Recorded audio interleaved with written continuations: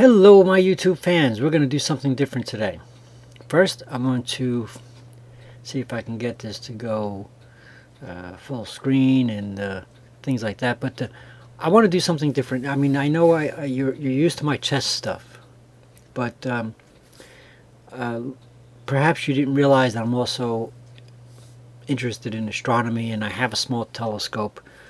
I want to make this one video. I finally was able to do something with my telescope, and I want to talk to you about. Let's go ahead and I'm going to talk to you while this little slideshow is going on for you, and then I'll come back to this and I'll explain each individual picture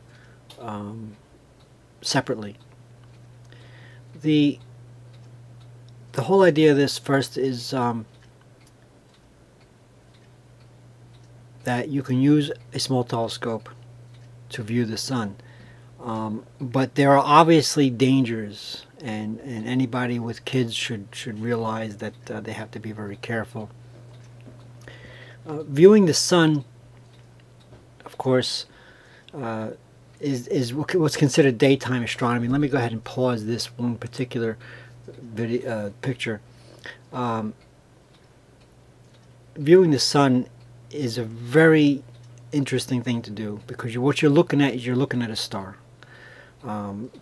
Some amateur astronomers like to watch the transit of Venus, for example. A couple of years ago, one of these pictures in here is actually a photograph of somebody that was on the internet. I don't even know who the person's name is. The transit of Venus, the transit of both Mercury and Venus are interesting things to try and watch. Not to mention sunspots, solar eclipses, and things like that. And but the thing is that there is danger in using your telescope to view the sun, and that's obvious. Some people may not realize it, and I'm hoping that I'm hoping that while promoting the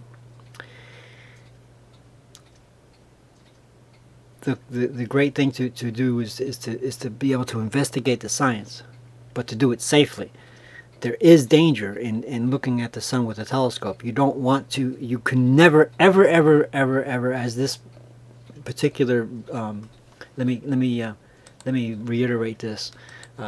Never, ever look at the sun directly. Not even without a telescope. Don't even look at it with your own two eyes.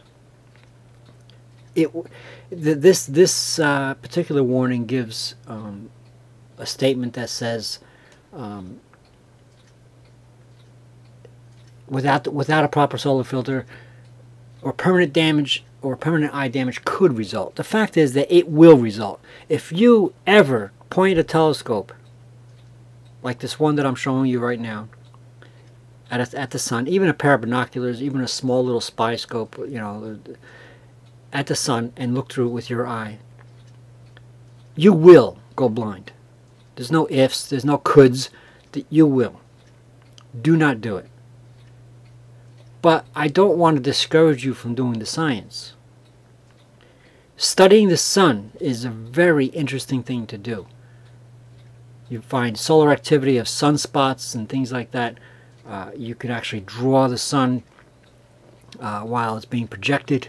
Well, first of all, the instruction manual for my telescope, which I'm going to show you in this video, talks about using only a solar filter, a professional solar filter. But there is another way, and that's called solar projection. But to project the sun with a telescope means that you don't have that solar filter, and you have to make sure that if there are children around, that they are not able to access the front of that telescope with the eyepiece. You do not want those kids to be looking into the telescope while you have it pointed at the sun. So let me go ahead and continue this little. I'm actually going to go back to the photo gallery, and let's go ahead and shrink that down. So let's get to the beginning of this video. I want to talk to you about using a small telescope as a solar projector. This is actually a photo of the instruction manual for my telescope, I have the Orion AstroView 90 millimeter EQ telescope. I like it. It didn't cost a whole lot of money, although I don't have any more money now to get any more accessories like solar filters and things like that. I do intend to keep this telescope. So let me try to give you some ideas about how to use a small telescope for not just nighttime astronomy, which a lot of people have. I mean, you know, let's put it this way: the light pollution and the enthusiasm for astronomy has been going down for decades, and it's a shame. Back in the dark ages, to make a pun, the skies were not lit up by artificial lighting, and people looked up and they saw amazing views of the galaxy and the stars and the Milky Way galaxy. There's no comparison. There's a reason why people are not enthusiastic about astronomy these days, and I think part of it, a large part of it, is because you simply do not see what's actually up there. But in any case, one of the things that you have to realize, and a lot of people don't realize, is that our sun is a star. To study a star up close, there's no other chance for us to do that except to look at our own star, the sun. So solar observations are becoming more and more interesting. NASA has a fleet of spacecrafts up there studying our sun. Amateur astronomers use solar filters, for example, like this one. This actually is the one. I know there's no text. There's no text description of this particular picture, but this is actually, I believe, is the photograph from Orion telescopes. This is the full aperture front solar filter, professional solar filter. It costs somewhere between $70 or $80. That actually fits my telescope, the 90 millimeter AstroView. So I just wanted to show you that. And in the manual, in this manual, there's also a section that talks about the sun, and I mean, I could read this to you in case you, for some reason, you can't see this. You can change your nighttime telescope into a daytime sun viewer by installing an optional full aperture solar filter over the front opening of the AstroView 90 EQ. The primary attraction is sunspots, etc., etc. I mean, I'm pretty sure you can see this, so I'm not going to read the whole thing, you know. But the other things about looking at the sun is, for example, transits. The transits of Venus just happened a couple of years ago. I think it was 2012. Here's an example of one person. This I found on the internet. This is not my picture. This circle here, this little it's a little out of focus, but this is the kind of image you might get by taking a picture with your cell phone or tablet of a projection, which I'm about to show you, some of my own projections of that I just did today. But this circular dark spot here is not a sunspot. This is actually the shadow, or I should say, you're looking at the planet Venus transiting the sun. That is going in front of the sun. And this amateur astronomer, very much what I did, projected the sun. And I'm going to take a page out of his book, and if you notice, he has this cardboard box painted black here to try and shade the entire viewing area, and that's how he got such a bright image. And I didn't do that.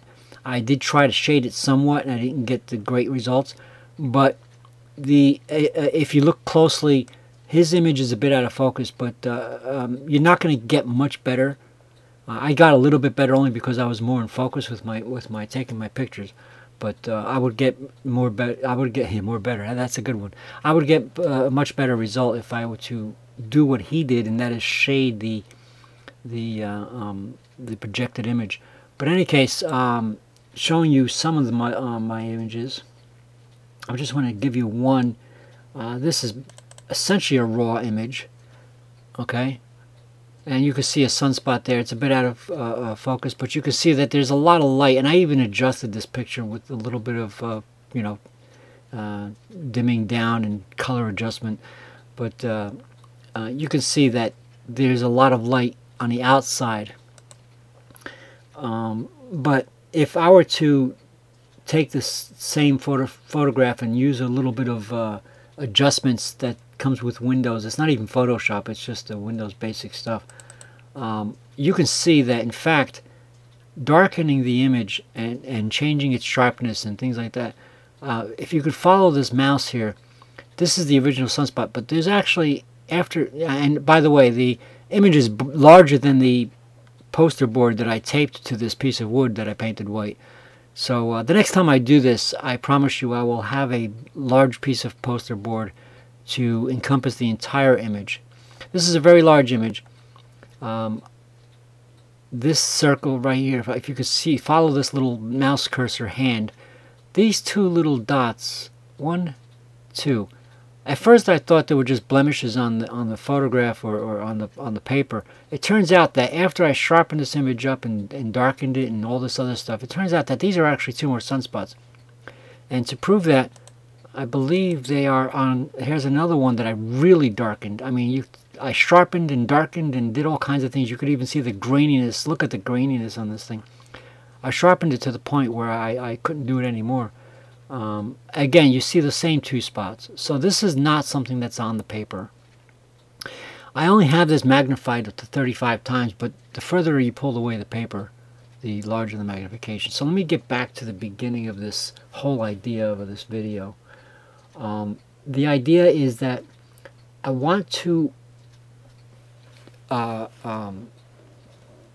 do a video. I mean, you know, I know you know me for my chess stuff, and that's getting a little bit overplayed. So I've been wanting to do something about astronomy for a long time, and I just have not had the chance, and I don't have the video equipment, and I don't have the technical equipment to do anything nighttime astronomy.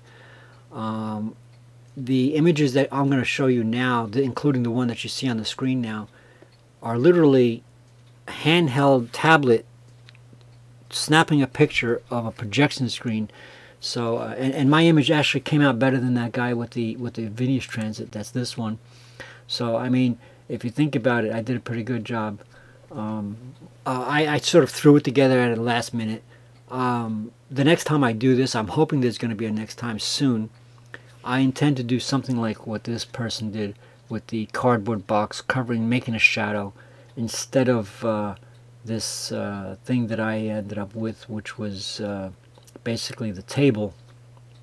Where is that picture again? I have the table shadowing the thing. If it's not even that great. What the heck is it? Hey, where are you? I know you're here somewhere. Yeah. Okay, where the heck are you? Well, any case, here we go. Any case, if you can see, this is a table. I'm pointing my mouse to the legs of the table, and I got the screen underneath of it. You know, the table actually is holding the telescope right now. So the box, I actually still have it in the cardboard box, which I reinforced. So this is the cardboard box with the telescope and the eyepieces and stuff. But let me again go back to, let me reiterate the whole beginning of this video.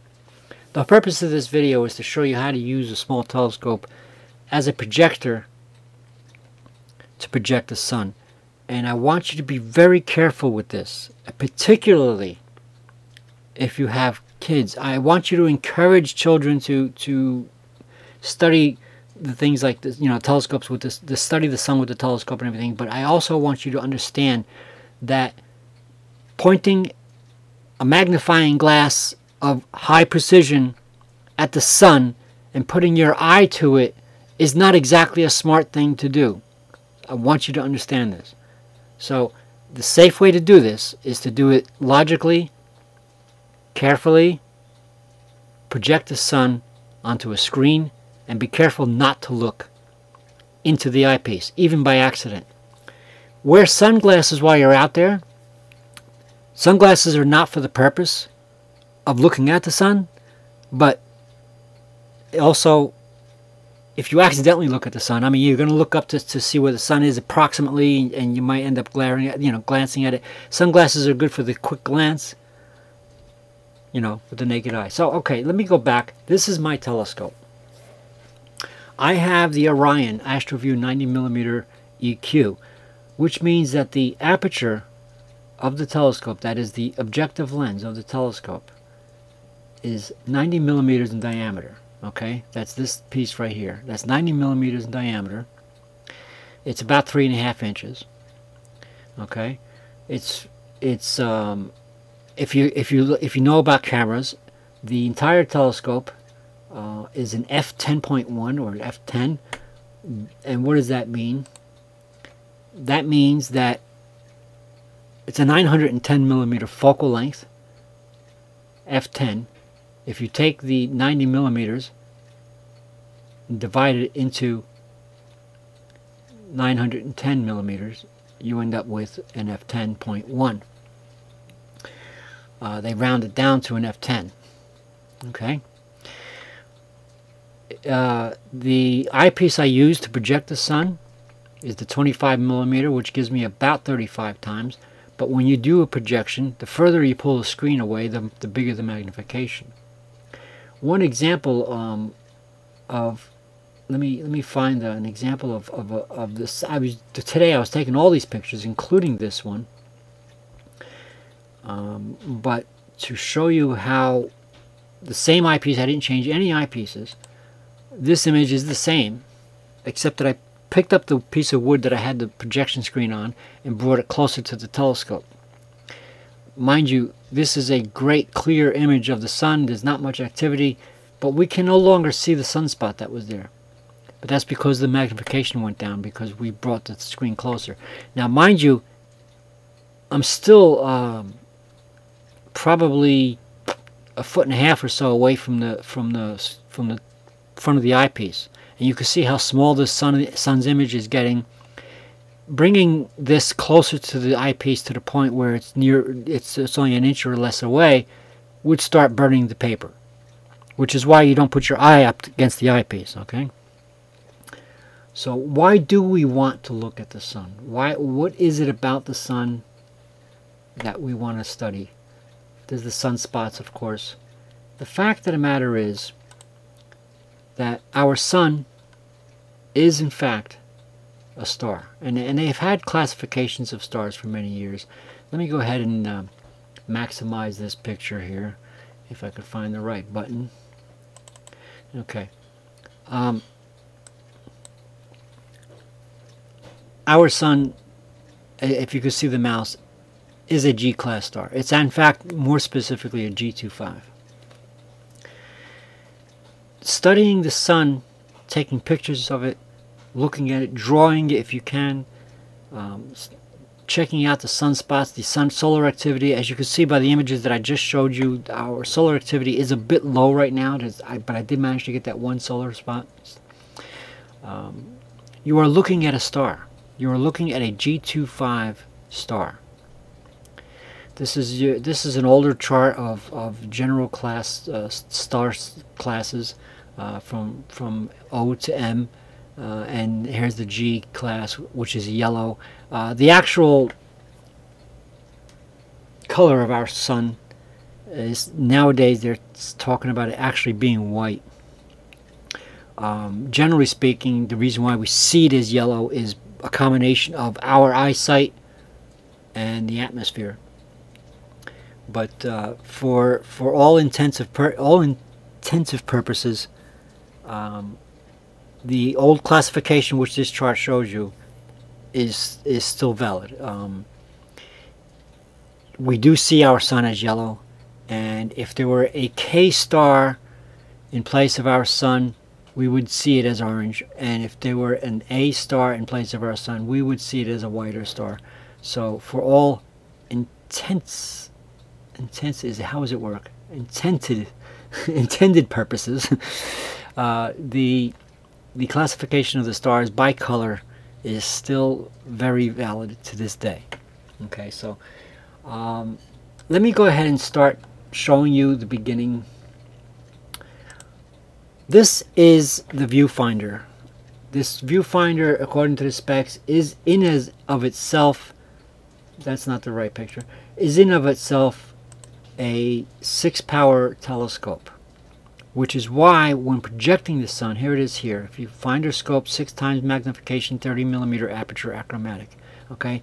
This viewfinder in itself on this particular telescope, and I've had telescopes that did not have as good as its viewfinder. It only had basically a little hole in the, that sort of thing. So this viewfinder is in fact, I lost my picture for the viewfinder. This viewfinder is in fact a small telescope in of itself. If you look at the, let me go ahead and maximize this picture. If you look at the front here, there's the front the objective eye, lens cap and the eyepiece lens cap. Okay, if I were to put this on the telescope, I would leave these caps on. But because my telescope and this particular viewfinder is removable, there is no need to use this to view the sun. In fact, it would be dangerous to leave this or to put this on while viewing the sun. So here's where, as you can see, this is where the viewfinder actually attaches to, and you can see I don't have it attached. Okay, and I did that purposely. And if you look at the original, as you can see, this is the telescope fully assembled. Although this turning knob is a bit different than mine. This is the viewfinder. It is attached, and this is the star diagonal, the angular piece that lets you view stars at a comfortable angle. It is also not attached. There's a reason for that too. I used to do that. So there's the diagonal, and again, I'm going to be putting this eyepiece in, this lower power eyepiece, the 25mm, without the diagonal. Okay, so we're at the point where I want to remind you, never ever look directly at the sun, not just through your telescope if you have one, but not even look at it with your eyes. And don't be wearing sunglasses and looking at the sun and tell somebody next to you, oh, I'm okay, I'm wearing sunglasses. No, do not look at the sun. Period. We all do it from time to time by accident. You turn around, you accidentally look at the sun, and you got a blind spot in your eye. But that's for a split second without any telescope, and you have to wait like 10 minutes before your eyes readjust. You will go blind. Don't do it. But it is okay if you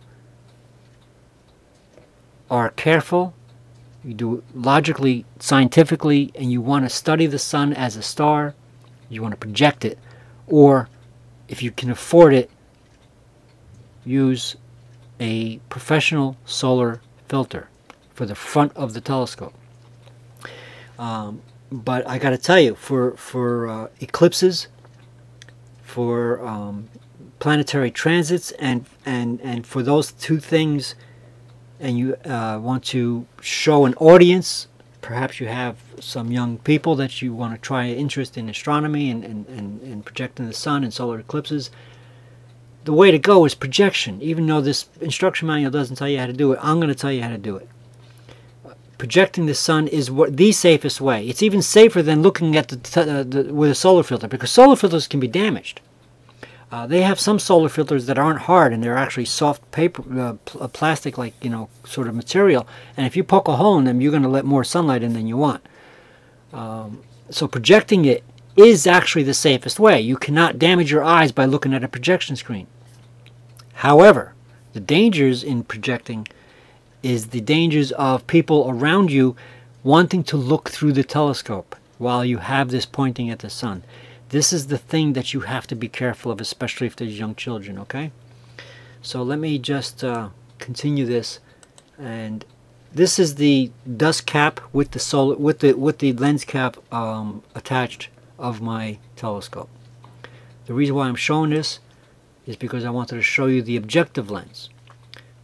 The objective lens of any refractor telescope is the actual lens that focuses the light. Okay?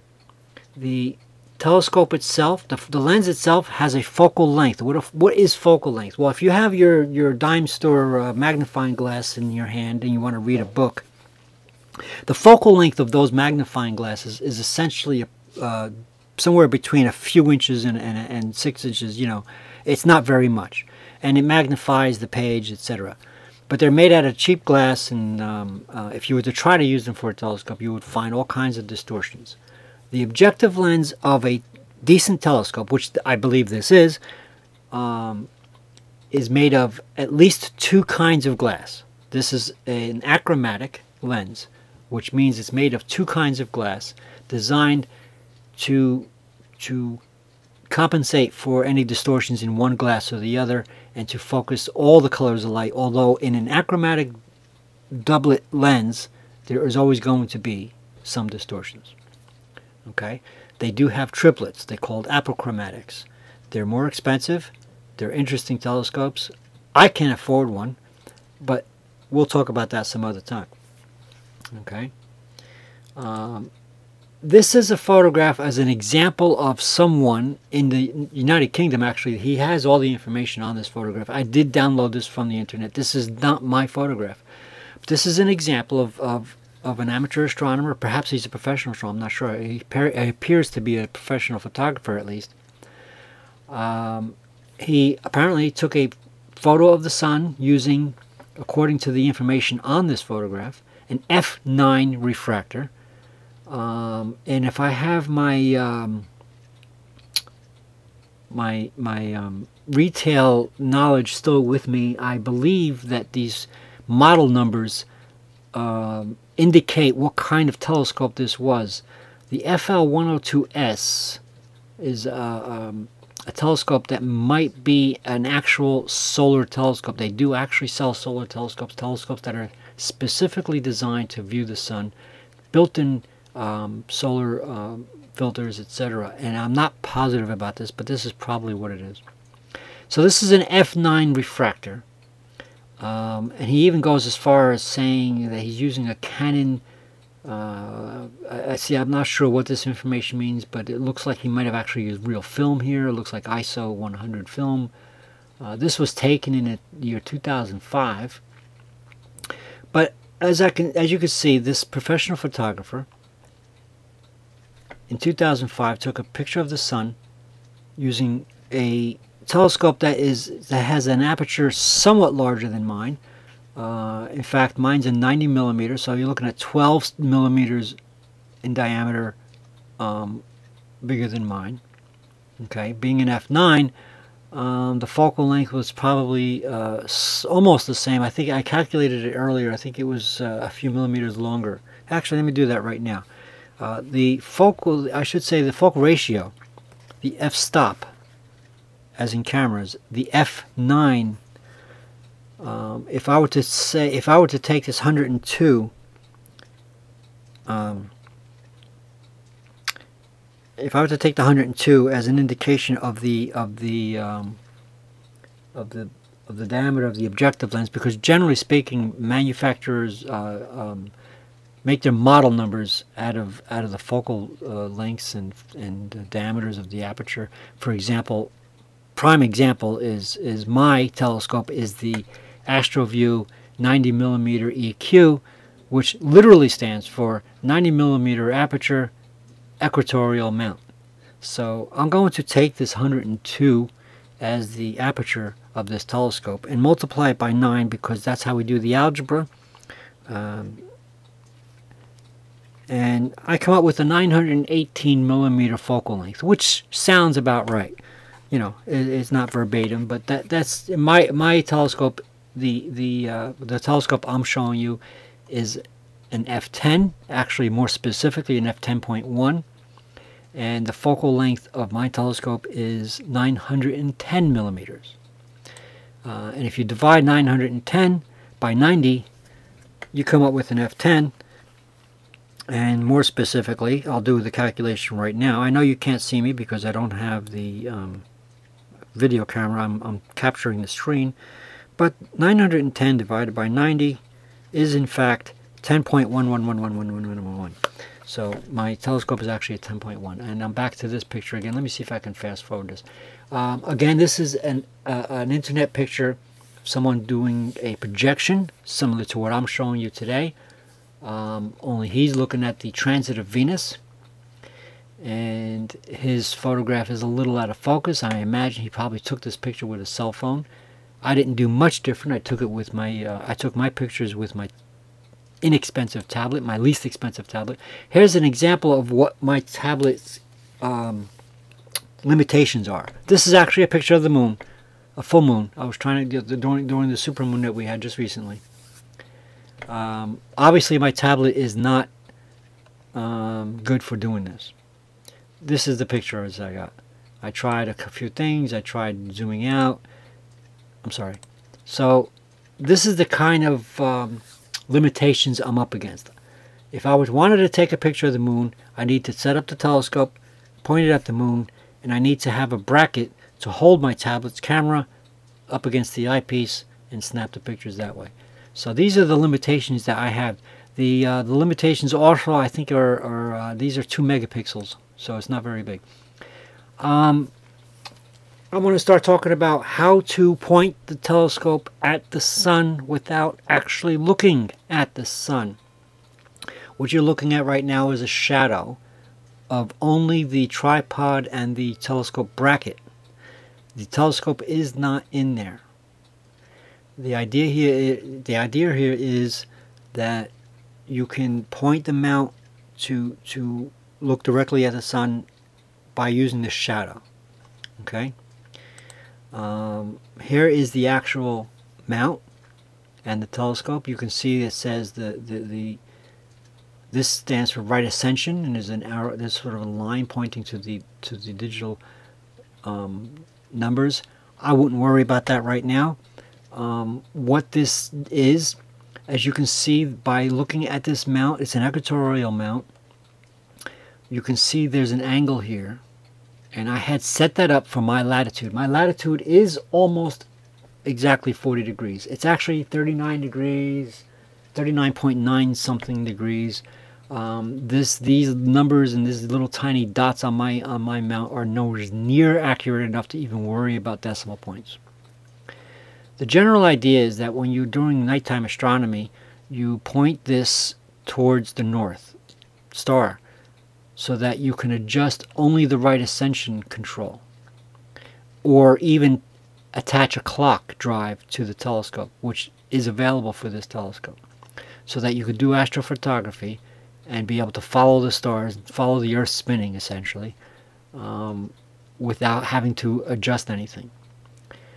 During the day, of course, first of all, I didn't even have a compass, but the magnetic north is, of course, different than the actual true north anyway. So what I essentially did was I pointed this angle towards north to the best of my, guesswork. I didn't bother to really accurately do it. It wasn't that important. Okay. If I were to do it exactly, I would be able to adjust one knob while I'm projecting the sun to make my adjustments to keep the picture in the view. As it was, I did actually have to use both knobs somewhat, but I was pretty close. I only had to use the second knob once in a while, whereas I used the first knob more often. But in any case, that's not important. This is the box with my telescope in it. This latched box here has my eyepieces. This is the actual optical instrument, the actual telescope. And here it is with the tripod not extended. It's full down, position. The viewfinder is not attached. Okay. The lens cap is still on. This is the dew cover, and the lens cap is still on. This again is approximately pointing north. Okay. Now here's an example of how I get the telescope to point at the sun without actually looking at the sun. I have the telescope in there. You can actually see the focus knobs. You can actually see some of the telescope in this shadow. The idea here is to use the shadow to have the telescope directly facing the sun. So in other words, there's no side shadow. It's all directly faced forward. So you can't see anything except for like a front view, like somebody's blocking your view kind of thing. So that's how you essentially line up the telescope to point at the sun without actually looking at the sun, because you should not, and in fact I insist that you do not look at the sun. I cannot emphasize that enough. So okay, next picture. This is the eyepiece section of the telescope. I still have the lens cap in. I just wanted to basically take a picture of it to show you. This is the front of the objective lens with the lens cap. I'm showing you two fingers. There's actually a small, if you follow the arrow, I can actually remove the inner side separately from the outside. The purpose of that is, for example, if you're just watching a solar eclipse and you want to project the sun, you can use just this opening to block out some of the light, because actually projecting the sun can actually damage some of the optics of the telescope, because they will heat up, even though I do it anyway. But the problem with that is that the smaller the aperture of the objective, the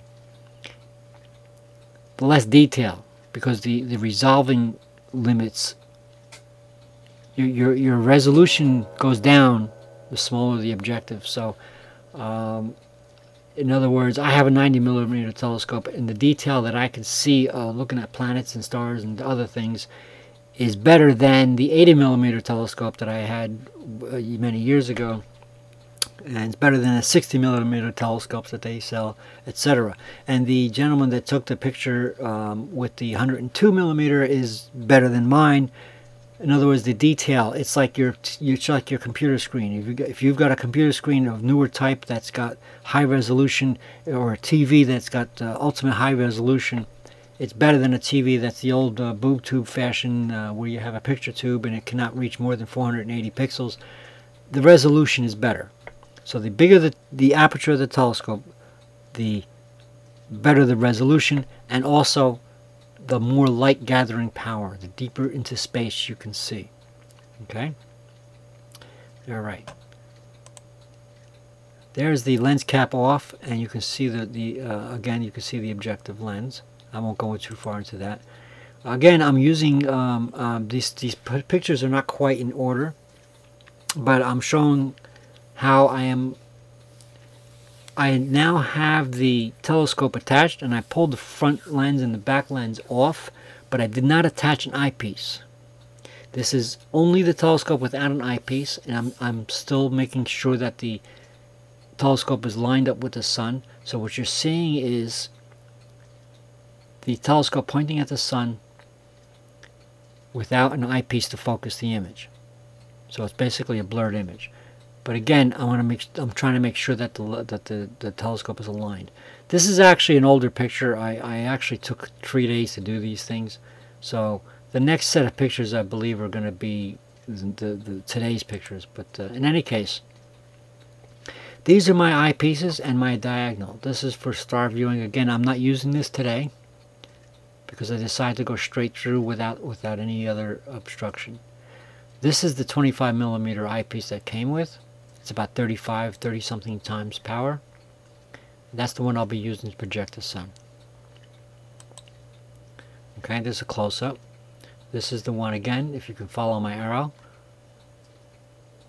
The telescope came with this eyepiece, and it came with this eyepiece.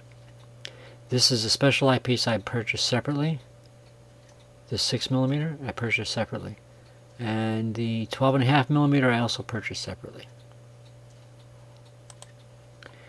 This is the 25mm eyepiece opened with the lens cap off.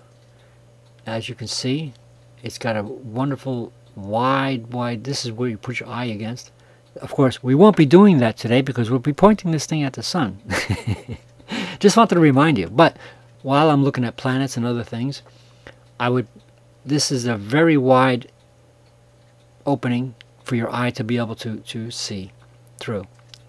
Unlike some older telescopes that had a very tiny, tiny space. Okay.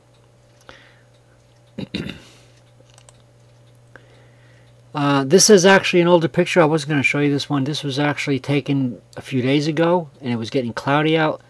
And the image that you see is actually the sun, but it's covered by it. There's actually clouds out there. Some low line, some high. Excuse me, not low line, but some high clouds. You know, those cirrus clouds or whatever they call them.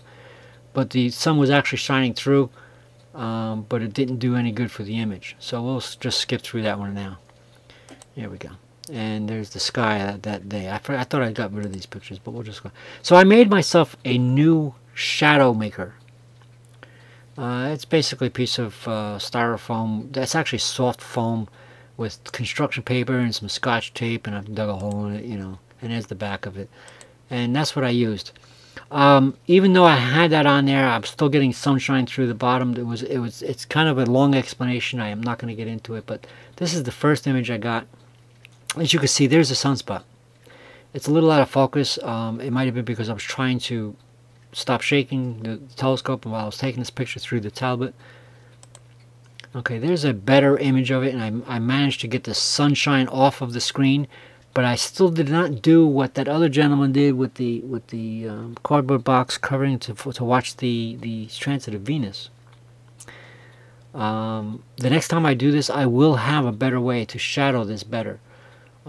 As it is, this image is actually adjusted. It's been darkened and slightly adjusted for color to try and get more detail out of it, but it hasn't been very much. Nevertheless, if there was no adjustments on this white would be whiter.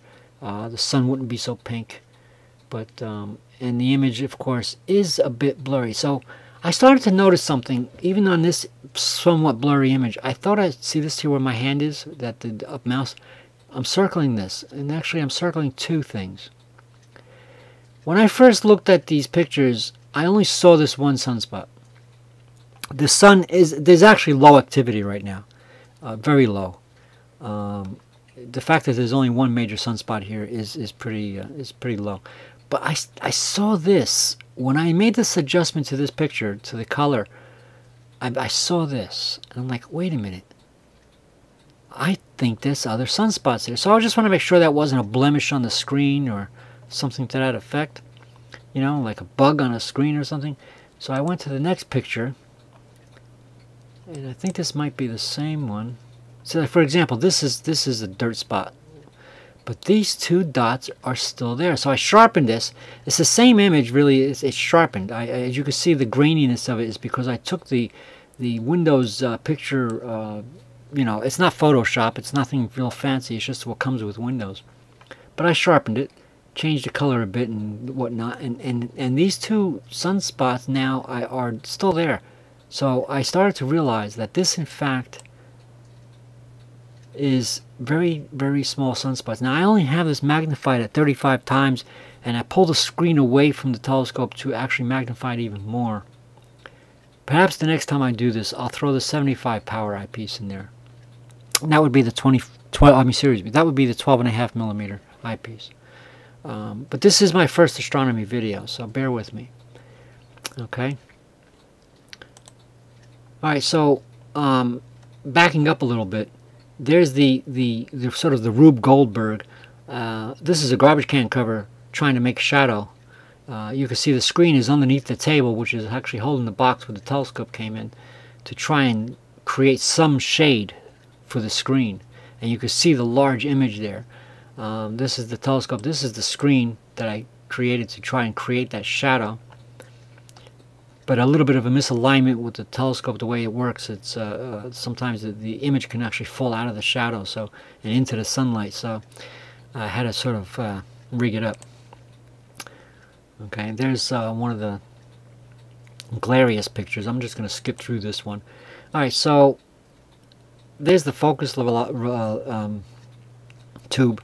Without the diagonal it turns out that I have to really pull that tube out far before it actually gets focused. Again, this is the area where the viewfinder usually gets attached, and of course I do not have it attached. Okay, so there's how I have it set up, with the black side with the Scotch tape, as you can see, trying to shade whatever I'm projecting against without the diagonal viewfinder. And there's, that's where the image goes down, as you can't see in this picture, but it's being projected onto a screen. Here is the tray with the objective lens caps and the other lens caps that normally come. Okay, I have the telescope extended, the tripod extended about halfway, maybe a little bit more than halfway. Actually, about 3/4 of the way. Whatever. There's this space here, and then there's this space here, so it's more than halfway. Okay. And there's a changed color picture of the same thing. Okay. Now, here is the, I think I showed you this earlier. Here is the color adjusted, sharpness enhanced, etc., so forth and so whatever Windows picture viewer can do for me. It's not Photoshop, but I managed to suck out some of the color, change the color, sharpen it, video noise reduce, etc. And if you could follow this spinning hand mouse here, you can see again those same two dots. That is actually sunspots. The next time I do this, I promise I will try to magnify this a lot more. And I'll try to set it up where I would have a dark space to project it into so that we can get better contrast and clearer views of this. Okay. Let me zoom in some more and zoom into that one larger sunspot. Okay. Again, there's not much solar activity these days. It's kind of weird. The sun is going through some strange things lately. I would say a few weeks ago we had some major solar activity, and all of a sudden today, when I wanted to do this, when the clouds finally cleared that I can make this video for you, the solar activity dimmed out. But at least I got one good sunspot and a surprise tiny one or two. So that's a good thing. This is essentially the same image. Let me go back. This is essentially the same image, or it might be one right after the other. It might be similar images. But the point I'm trying to make here is that this is with the enhancements and this is without. Without the enhancements, the picture looks something like this, and except for this that I'm seeing now, I didn't even realize there was another two sunspots there. The major one, the big one, is barely, it's kind of blurry and stuff like that. But with the enhancements, it's obvious that there is more there than meets the eye. Although I think this is a separate image, because I think this is a little blurry. I might have shook the camera when I took it. But in any case, it's one after the other. That's just an example of with and without enhancements. Again, I did show you this before. I want to explain this a little bit further. As I zoom in, you can see the strange pattern looking thing here. That's not actually the texture of the screen. This is actually because I sharpened it to its maximum level. And being only a 2 megapixel camera that the tablet is, maximizing the sharpness the way I did, you get distortions in the picture. Now, if I had better equipment, if I had 4, 8, 12 megapixels, this would not be visible like this. But even with only a 2 megapixel handheld tablet camera and some basic stuff that comes with your computer Windows, that this computer is already a couple of years old, I was able to show you this, as you can see, this sunspot, and the two that I was talking about this entire time. Again, this is the same two sunspots that were not visible in the brighter image, that actually are sunspots, not blemishes of the screen. Okay. So let me just get off the actual subject of the sun for a minute, and I'm showing you all this in hopes that I can entice you to become enthusiastic about astronomy. And yes, daytime astronomy is a real thing. I mean, stars are actually out in the daytime. You just can't see them because the sun is too bright. Our star, the sun, is too bright to see the things through. But studying our sun is studying a G25 star. It is our closest star. It is our star. So, getting back to the pictures that I took, here's again another example of with and without enhancements. I do actually see a tiny dot there, which I didn't see earlier when I looked at it. But there it is. These are the kind of images. Now I want to tell you that this is a lower magnification, but it's not because I changed the eyepiece. It's because I picked up the wooden backboard screen that I had and held it closer to the telescope. And no matter how much I zoom in, it turns out that I can't see those sunspots, not even the big one. But that is a focused image. And it is because of the lack of magnification that we can't see that sunspot. So magnification can come from both different eyepiece, and pulling the screen away from the telescope gives you the larger image, therefore magnifies it. Okay? Now here's the trick. Why, you're going to ask, why doesn't that paper burn up in flames? Well, for one thing, this paper was actually getting warm. I actually touched, I didn't take a picture of me touching it, but I actually touched it. On this particular image, the paper was getting warm. And that's still a large space. On the larger images like these, the screen is a few feet away. It's at least 3.5, 4 feet away, I think. So the light from the sun is in a beautiful, sharp, of course the picture doesn't show how sharp it is, but when you look at it with your own eyes, you see how sharp it is. Beautiful image of the sun, and it's widespread, so the light is not concentrated. But as you bring the paper closer, it becomes more concentrated. The small details, such as even that larger sunspot, become so small your eye cannot see it, but it is there. And again, I'm taking a picture with a 2 megapixel camera against a piece of paper screen that's been projected from the sun onto a white paper that's not entirely in shadow.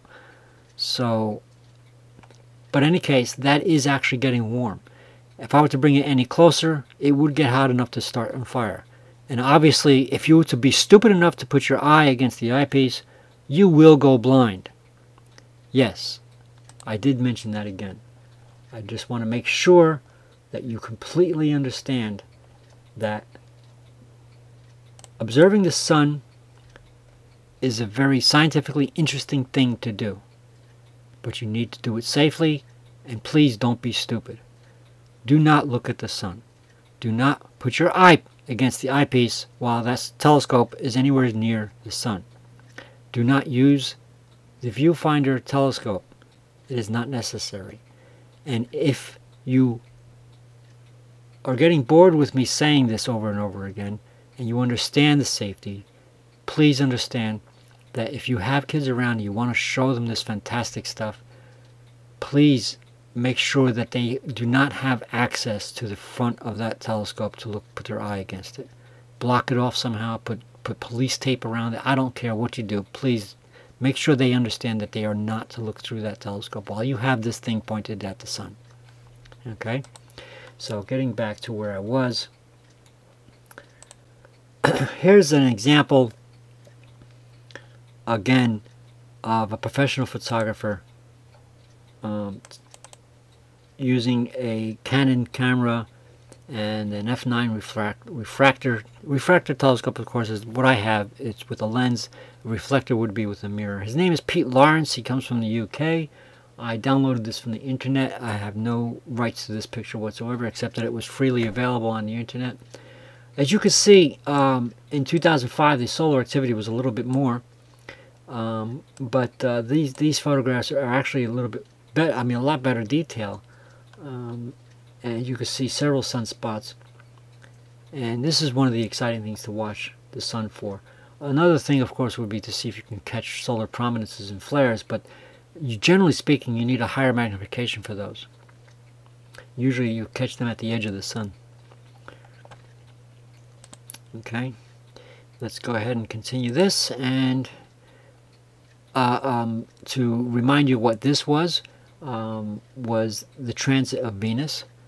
Again, it's an internet available picture. Amateur astronomers were watching the transit of Venus, projecting the sun as I'm doing with my telescope.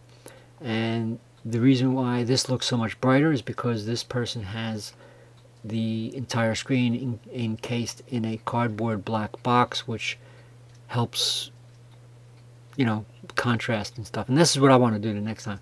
Of course, patting myself on the back and earning my bragging rights, I have to say that my images are actually in better focus than this one. Okay, that's just nonsense again, and I think that's it. I hope you enjoy this impromptu video about astronomy and daytime astronomy. I want to remind you that using a small telescope is not just educational, interesting. The astronomy is interesting, but to use it for daytime astronomy, you're studying our own sun, our own star. I want you to be very careful, especially around kids, and I want you not to be afraid to show the kids this. I want you to, by all means, teach them the science. Show them the dangers. If you're out in the sun, wear sunscreen, because the sun is just as bad as to your skin as it is to your eyes. Enjoy the science. Enjoy your telescope. Use a solar filter if you want to directly view the sun through the telescope. Make sure that you have a full aperture solar filter. Okay? I hope you enjoyed this video. It is my first astronomy video, and I don't know what else to. This is, again, it's the first time. This is my first trial for this. I'm usually doing chess videos, and those are half boring too. Keep looking up. Enjoy the astronomy, and thank you for watching. Please subscribe.